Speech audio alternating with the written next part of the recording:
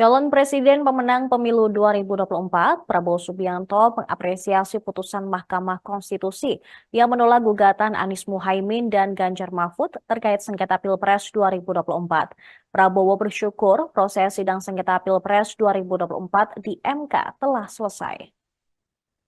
Hal ini diungkapkan Prabowo saat ditemui di kediamannya, Jalan Kertanegara, Jakarta Selatan, Senin malam.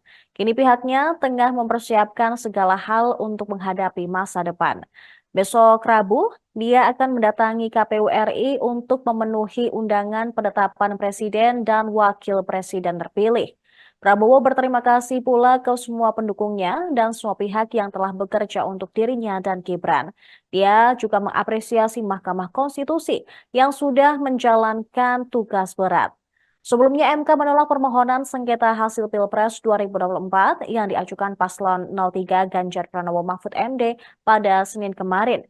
MK juga menolak permohonan sengketa hasil Pilpres 2024 yang diajukan paslon nomor urut 1 Anies Baswedan Muhaimin Iskandar. MK menilai permohonan Anies Baswedan secara keseluruhan tidak beralasan hukum.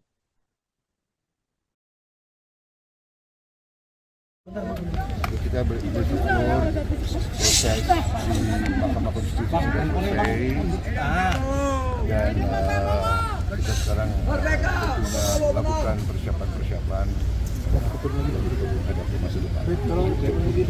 Terima kasih semua. Terima kasih dukungannya. Terima kasih kepada Mahkamah Konstitusi yang sudah menjalankan tugas yang berat. Saya kira itu saja. Terima kasih kepada semua unsur, semua pihak yang berada. Kita bersyukur proses di Mahkamah Konstitusi sudah selesai dan kita sekarang tentunya melakukan persiapan untuk menghadapi masa depan. Terima kasih semua. Download Tribun X sekarang, menghadirkan lokal menjadi Indonesia.